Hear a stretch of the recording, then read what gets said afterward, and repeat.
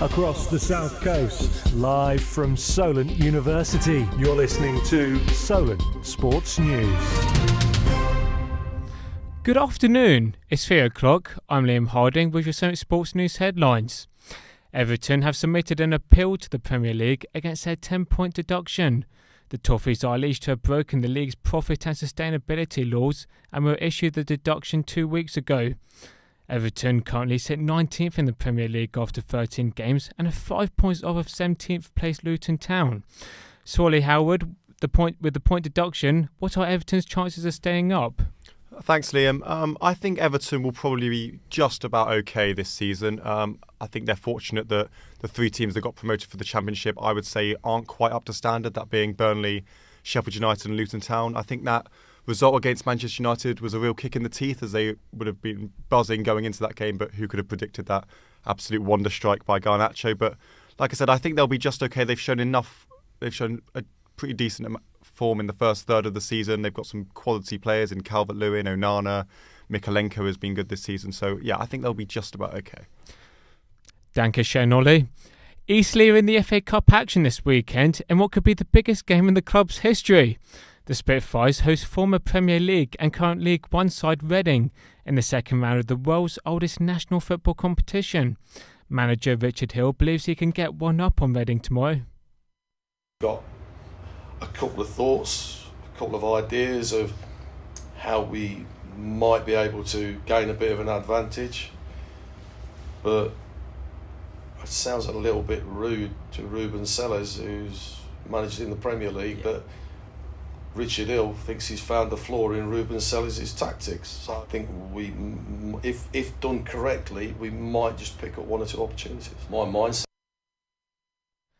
We are now joined by Eastleigh Media team member Tom Goward. So Tom, what does this game mean for the club? Thanks, Liam.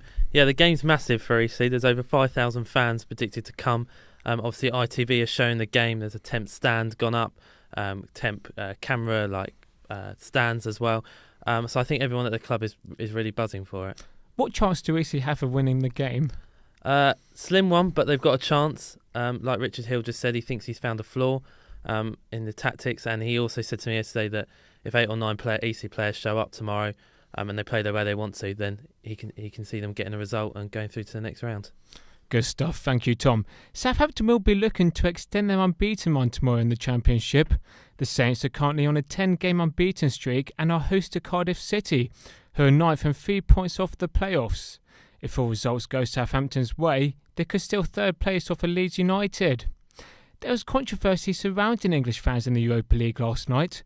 39 arrests were made in Birmingham due to trouble caused by Legia Warsaw fans in their clash against Aston Villa. Goals from Moussa Diaby and Alex Moreno helped Villa to a 2-1 win over Legia, but the match was marred by troubles off the pitch. Our Polish sports journalist, Jakub Czazowski, believes Aston Villa worsened the problem. It's just a frustrating situation, though, because the fighting should have never really happened. The fans should have been let in. They should have been given the proposed or the promised amount of tickets as well. So I do understand the frustration, but I just think the Lega fans compromise themselves in the fact that you shouldn't really be fighting outside the stadium.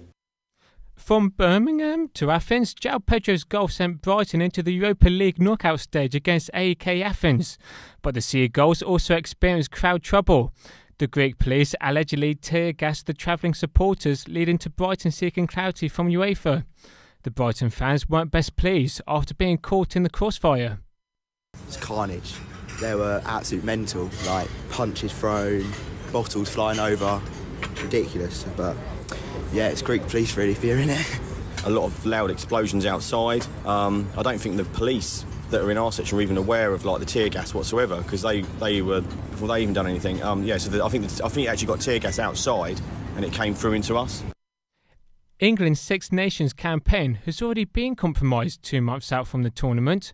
Captain Owen Farrell has made himself unavailable for international rugby in order to prioritise his and his family's mental well-being. Saracens chief Mark McCall fully supports his fly half's decision. It's actually quite remarkable that he played the way that he played during the World Cup. Probably the best he's ever been playing, yet he's been made to feel the way that he feels, and his family have been made to feel the way that they feel. It's shameful, really. Staying in rugby, South Africa's World Cup winning manager Jacques Nienaber will be in charge of his first game tomorrow at Leinster. Nienaber took over as head coach this week on Thursday at the Scottish United Rugby Championship team.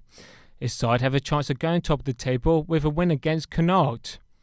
In tennis, Nick Kyrgios has thanked Andy Murray for helping him overcome a tough time for his mental health. The former 3-time Grand Slam champion saw signs of self-harm on his rival.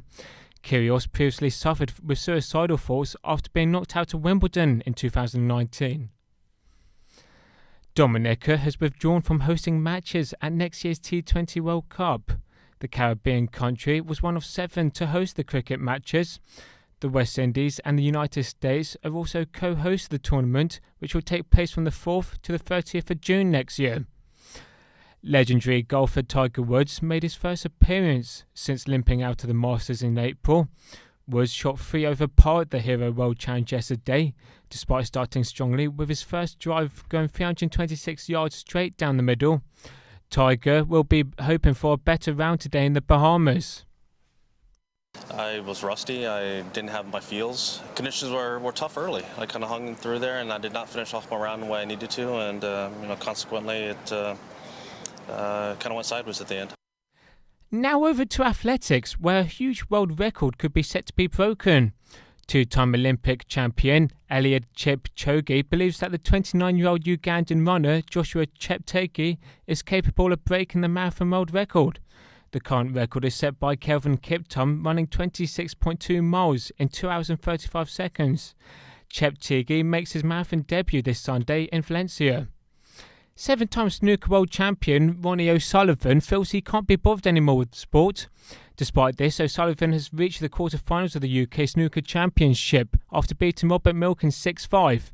He faces Zhu Yong Lee and is currently 1 fame up against the Chinese. Thank you very much for listening to Solent Sports News.